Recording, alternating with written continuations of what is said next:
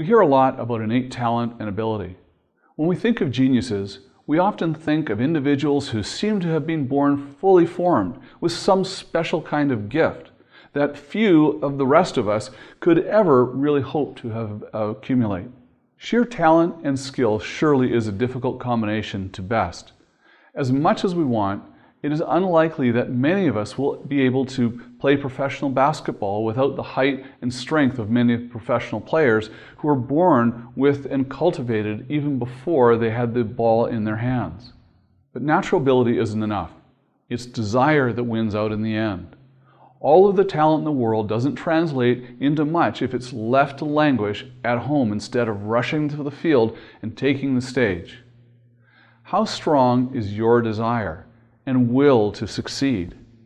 In the end, drive and determination will eat talent for breakfast each and every time. It's not enough to be gifted. What matters is how you choose to use that gift and to what degree you're disciplined about it. Where does that drive to conquer, no matter what the obstacles come from? Many of us are perfectly content to enjoy our friends and personal time, put in our bit of time and face work to keep the paycheck coming in, and generally be content with life as it comes. It's not necessarily the unhappiest way to live. So what has gotten into those people who simply can't be satisfied? The ones who barely seem to understand the concept of a weekend. The ones who slaved long into the night on projects that may ultimately never even be seen or get off the ground. How do they maintain that zeal and focus to keep plowing way beyond what others around them think is reasonable or prudent for working? It very often can be traced to some formative experience in childhood. Not to generalize too much here, but a common thread that you may see in very high achievers is that they either come from backgrounds with a fair amount of comfort or began with a very modest upbringing in which the chances of outsized success were very unlikely. One could argue that coming from either extreme of the spectrum has an effect on how we think about success and what we want to accomplish. They either are trying to desperately live up to an ideal set of success or are striving very hard to prove themselves by clawing out of the poor set of circumstances they find themselves in. Upbringing and fate of birth can't entirely explain it, of course. Many of us make the decision to commit ourselves 100% later in life. Some of us lose ourselves in work, finding it to be more satisfying use of our time than other recreational activities. Others are motivated by explicit material rewards laid out to be seized. And others simply love the idea of striving to be the very best in the world at something that they do. Pride and hubris, if channeled properly, can be very useful traits in driving on towards productive pursuits, creating work that can positively impact others' lives. The myth of overnight success is very much a falsehood, and useful for some high achievers. They may well wish to cultivate the impression that sheer talent and an aura of mysterious ability was the driver of their achievements, rather than acknowledging that it simply takes burning ambition and a willingness to crowd out many of the trappings of the normal life to attain success. I doubt that many Olympic gold medals were won by people who woke up on the day of their event simply hoping to do well. It takes years of concentrated effort and sacrifice in order to reach the level of world-class performance in almost any field. It requires slaving through weekends and evenings. It necessitates living with a higher degree of ambiguity that many people, the ones focused on traditional pathways of advancement and comfort, may not be willing or able to tolerate. Winners know exactly what they want, and they have an idea of what it is they're going to need to do and be prepared to do in order to get there.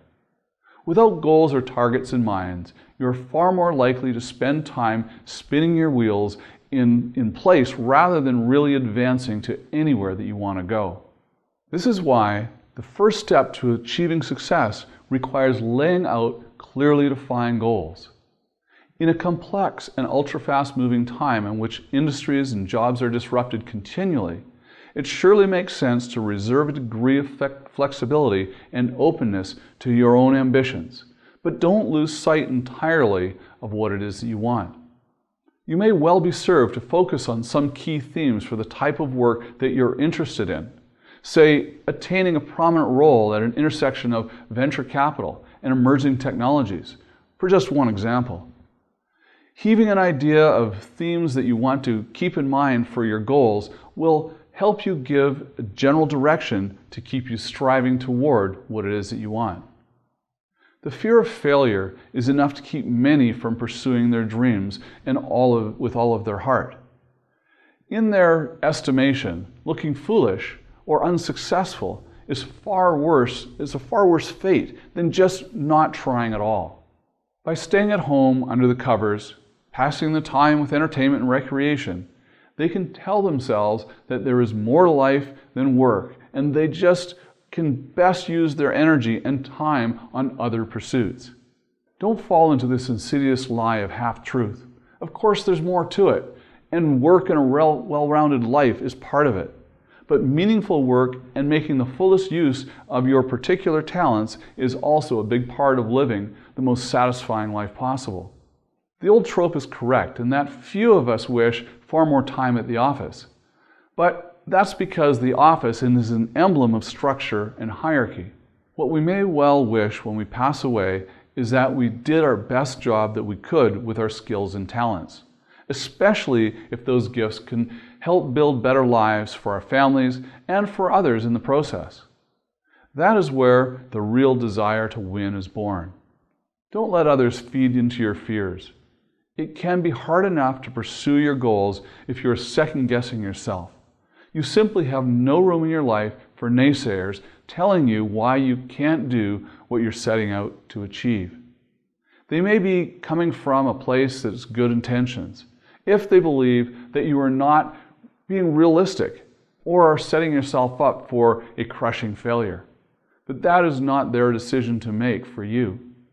You should strive to surround yourself with support of people and a network that share the same desires that you do and is always rooting for you by your side.